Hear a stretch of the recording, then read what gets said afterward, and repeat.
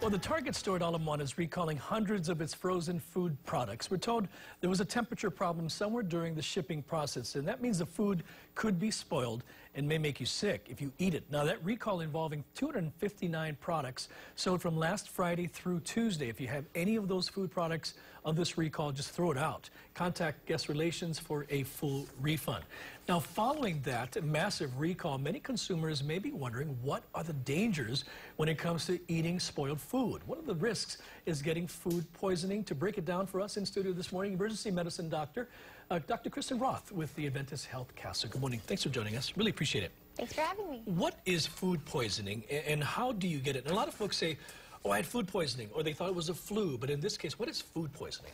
So food poisoning is typically a gastrointestinal illness, meaning involving your stomach or your bowels. And it typically comes after eating food that's contaminated with either a bacteria or a virus or sometimes even parasites. Some of the most common culprits are undercooked foods like raw fish versus leafy veggies, fruits, and poultry. What are some of the symptoms of that you're having a food poisoning episode? Well, the symptoms can be variable. Some of the earliest symptoms might start as early as 6 hours after eating the contaminated food, like vomiting. And some symptoms might develop later, such as abdominal cramping and diarrhea. You might also develop a fever and generalized feelings of malaise, not feeling right, and dehydration. Yeah, dehydration, especially if you're losing some of your liquids in your body. You talked about 6 hours after consuming something that may be tainted. Mm-hmm. Does it take 6 hours, or can it be sooner? Can it be even later? It can be even later. It needs a little bit of time to start working its way through the system. Okay, that's how it starts. Yeah. Okay, does a suspected case of food poisoning warrant a trip to the ER?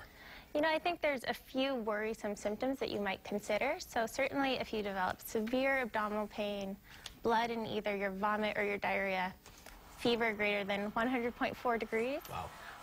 Or if you just can't stay hydrated orally, that's an important reason to seek care.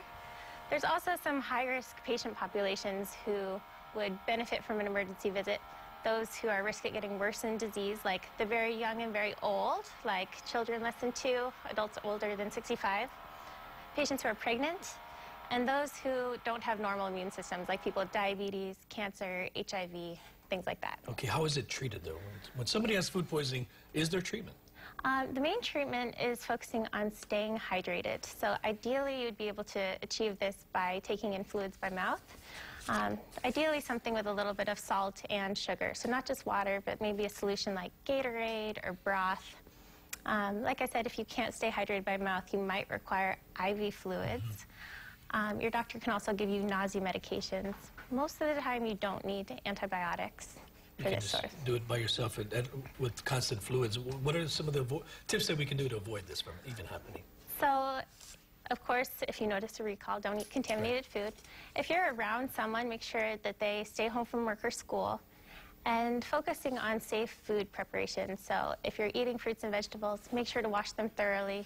If you're going to have meat or seafood, make sure to store it at cool temperatures and then cook it all the way through if you want to minimize it. Make sure to wash off any cutting boards that have been contaminated with raw fish, raw meats, things like that. People are saying, well, it was frozen. Why is it being recalled? Didn't the freezing take care of what we needed to take care of? But the truth is, bacteria can grow the moment it stops being frozen. Right. Sometimes it's just not preventable, and especially, I think, in these recalls, the temperature standards were compromised in one way or another. So, yeah. So when in doubt, throw it out. Yes. Listen to the recall. Dr. Roth, thank you very much for being there. Thank you really so much. Appreciate it. Again, it's something a lot of us have encountered before. We say, I got food poisoning. Is it the flu? Do I go to the ER? These are some of the questions that you just answered. Appreciate it. Thank you so much.